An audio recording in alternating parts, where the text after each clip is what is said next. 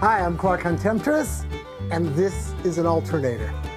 Today's video, I'm going to talk about alternators. I'm going to talk about what they do, how they should and shouldn't do their job, and most importantly, if you want to replace your alternator, I'm going to give you buying advice on what you should be buying. I think people are buying the wrong alternator.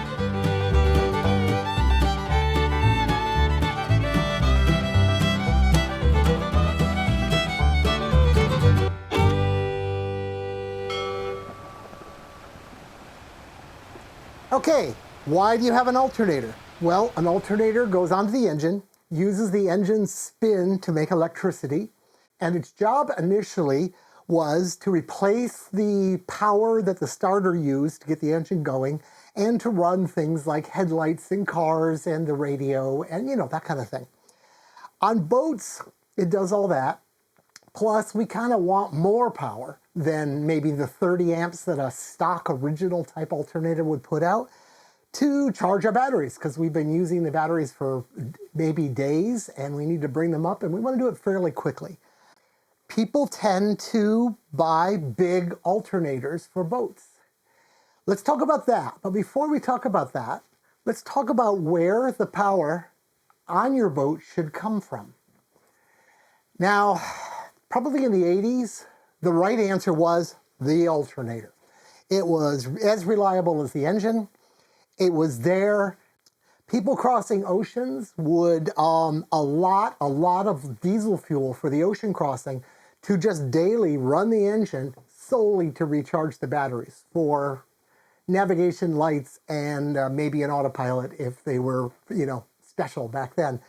Now we have a lot of consumption on boats. Almost all boats have refrigeration. We use a lot of power. Does that mean we need a bigger alternator? Well, we'll get to that in a bit.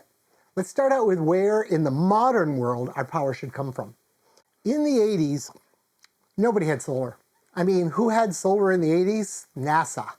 It was frightfully expensive. In the 90s, it was pretty expensive, and I used to joke, you don't need solar unless it's cheaper than the power cord. In other words, if you're in space or if you're on a boat crossing oceans, you kind of can't get power from anywhere else, so you did it. Now, solar panels are cheap like dirt.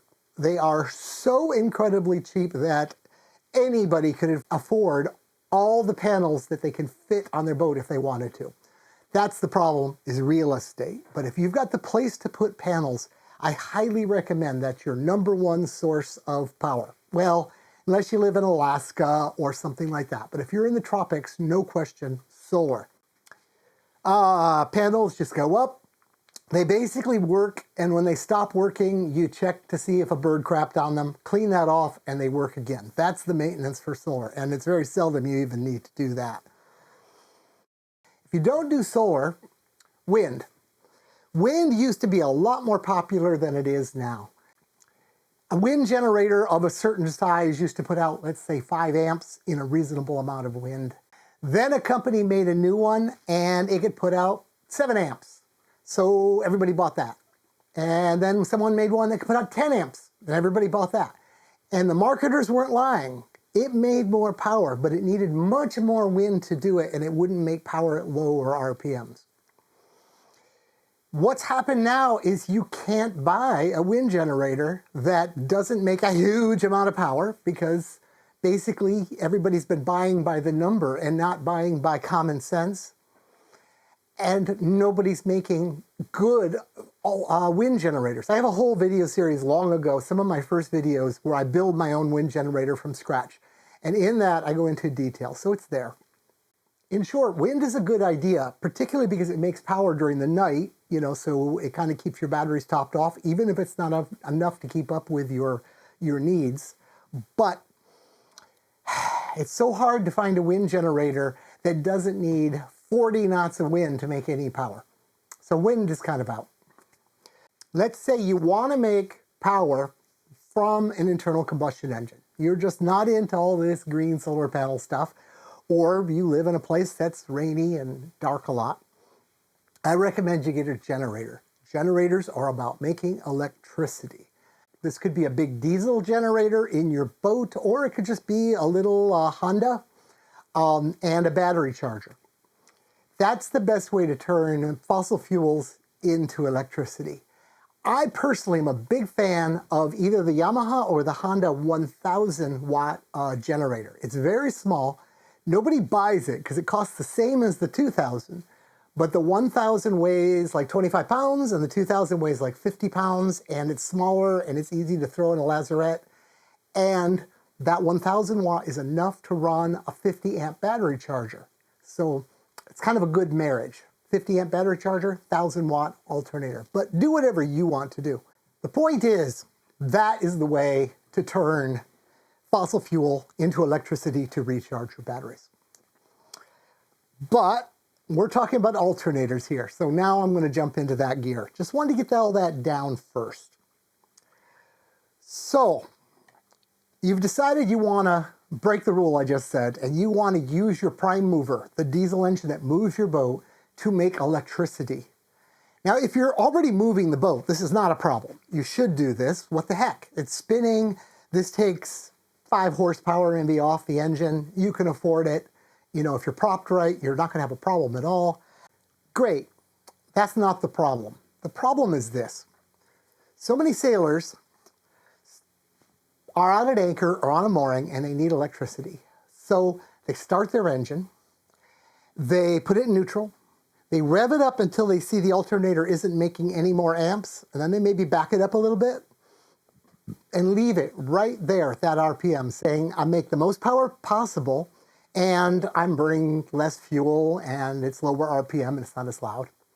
Yeah, that's all true. But look at this alternator. It makes electricity, we'll go into that in detail, and it has a fan. And the fan functions with the RPM that you're spinning it at. The faster you spin this, the more cooling the alternator gets. And fans being fans, if you double the RPM of the fan, you more than double the cooling. So what you've just discovered by doing that little trick is the RPM where the alternator makes the most electricity, therefore the most heat, and the fan is spinning as slow as possible so it's not cooling. And this alternator will overheat in that situation very often, especially if it's a great big high amp alternator. Again, I'll get to that in the future. A lot of chicken and egg in this video, I'm afraid.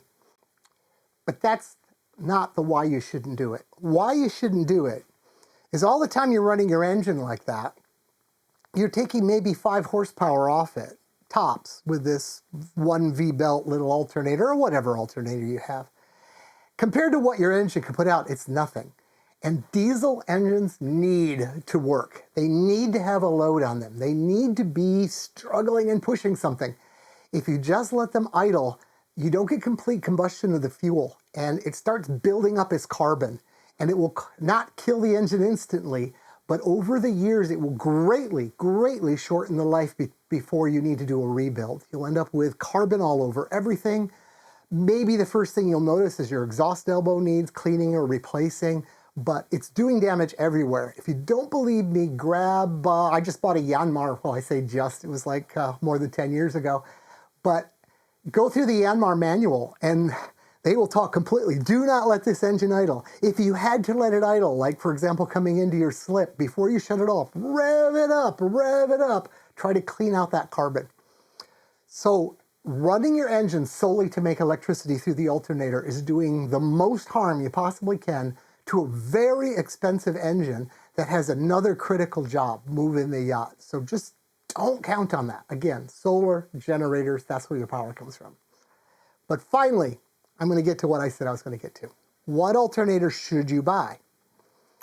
Alternators come basically in standard or small case size, this guy, and a large frame or a large case alternator.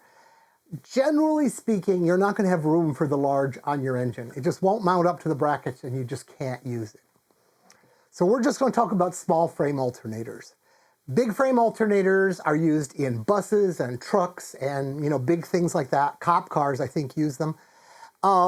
They are better for making a lot of power and they can cool themselves better. But again, we're just not going to have that available to us for most all of us. I know I can't put one on my engines. So, small frame alternator. If I had one that was 35 amps that came with the engine, though a lot of them that come with engines now are 80 amps, and I had one that was, I've seen them up to like 190 amps rated. And I looked at the two, they are exactly the same size because, same frame, same alternator. How do they get more power out of it? Well, what they do is they use bigger wire and fewer turns. And with the fewer turns in the stator, if you want to know what's inside, I've got a video on what's inside and talk about how to modify the inside of an alternator. It's in my collection.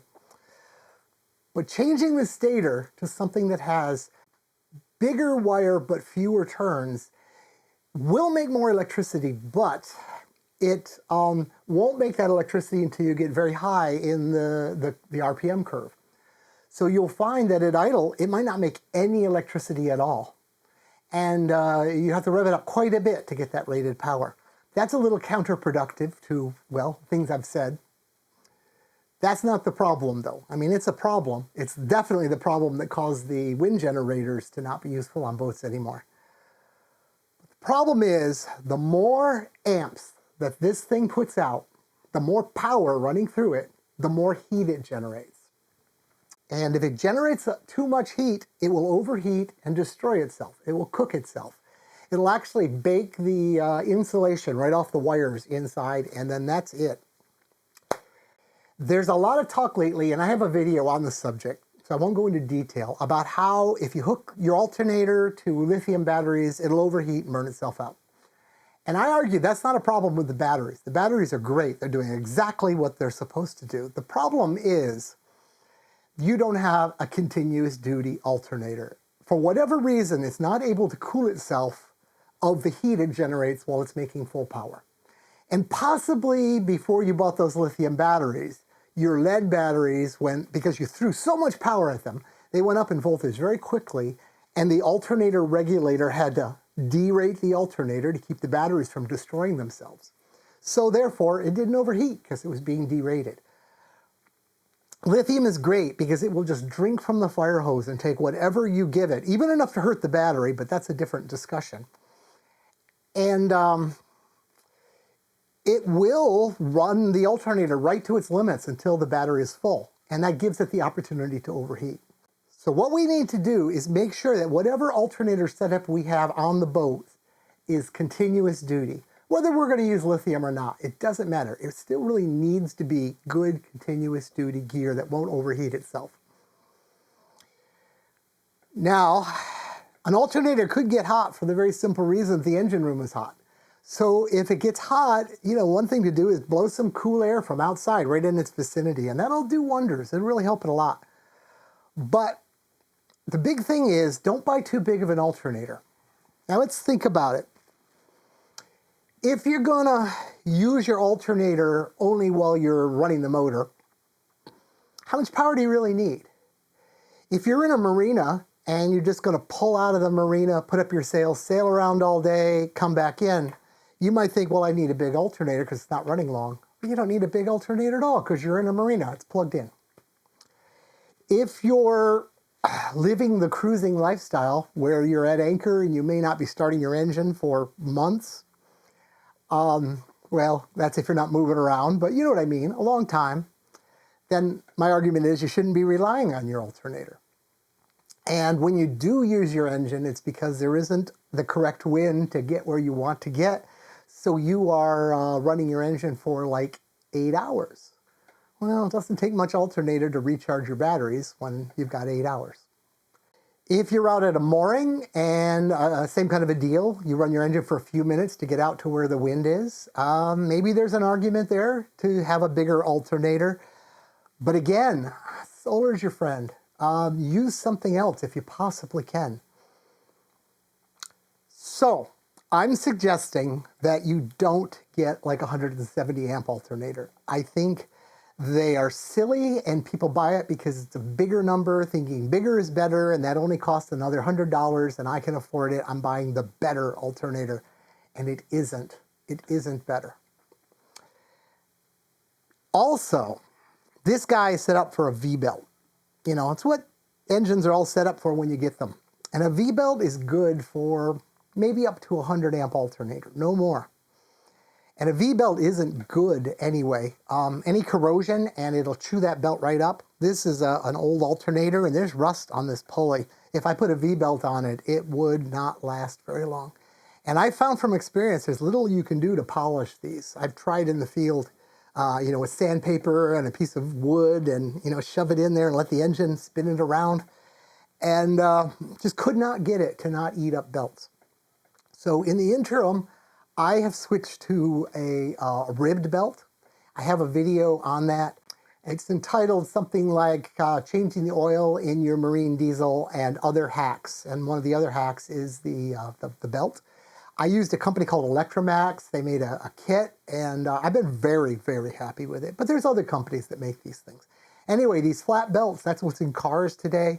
They are superior in every way possible, and you'll probably never have to change the belt. But they will run a lot bigger alternator, a lot more torque. And they just don't seem to wear the way they're built. So I think stick with a reasonable sized alternator. They're cheaper, they will last longer. They won't overheat, they won't cause you as many fits. And just tell yourself, when you think about buying that 170 amp unit, make a case. Make yourself make a case for it, because I don't think there is a case. Now, let's talk about other things with alternators since we're here. An alternator makes electricity, and given just an on switch, it'll make way too much electricity. At first it'll be fine because the batteries will suck it up, but when the batteries are fully charged, the voltage will start skying upwards and bad things will happen. So all alternators need a regulator. A lot of them have what's called an internal regulator, and usually they're pretty simplistic devices that just kind of keep a certain voltage. And that's kind of a trade-off between float and charge, so they don't charge too terribly fast, but then they don't burn out the batteries right away, but they're doing some damage. Sometimes you can find an internally regulated alternator with a multi-stage regulator. I've seen them. But usually if you want those extra features, you have to get an external regulator. And to use an external regulator, you have to have what's called the field wire come out of the case. And I have a video on how to modify your alternator to do that yourself, so you don't have to throw away your old alternator, or you can buy them that way. So the regulator will look at the world around it and decide how much feed wire current it sends in, which tells the alternator how much power it puts out. And that's how it controls the voltage. Now, these external regulators can have some other bells and whistles. One of the things, sometimes it's called a belt saver mode, but a way to derate the alternator, just slow it down because you've had problems. Maybe your belt's wearing out too fast. Or you need more power to the propeller, so you turn this down and then you can get higher RPMs. One feature I think is a nice feature is a thermometer that goes back to the alternator case and bolts on. And the regulator watches the temperature of the alternator, and if it starts to overheat, it'll just slightly more degrade the alternator until it can cool itself and run at a good RPM. Well, that's a little talk I've been wanting to have for a while on alternators. In short, don't buy a big alternator. If you want to buy a big alternator, really analyze why you want a big alternator. Don't just buy it because it's a big number, and for God's sakes, don't make the choice because you don't know the engineering. If you don't need that much power, and really, I don't think too many people do, don't buy a big alternator. What is the biggest alternator you should put into your system? Alternators can make a lot of power, and lithium batteries in particular shouldn't ever be charged at more than 0.5 C. 0.5 C boils down to, if you have 200 amp hours of lithium battery, never charge it at more than 100 amps. If you had 400 amp hours of lithium batteries, never charge it faster than 200 amps. So if the maximum that your alternator can put out, plus if you've got solar panels, because you could be motoring on a sunny day, the maximum your solar can put out is more than that 0.5 C number, you're going to have to deal with it in some way. It'll just damage the batteries, and it's not a good idea. And the easiest way to address that is simply don't buy an alternator big enough to hurt the batteries you plan on taking with you. Well, that's my advice on alternators. I hope you found that useful, and bye from Clark on Temptress.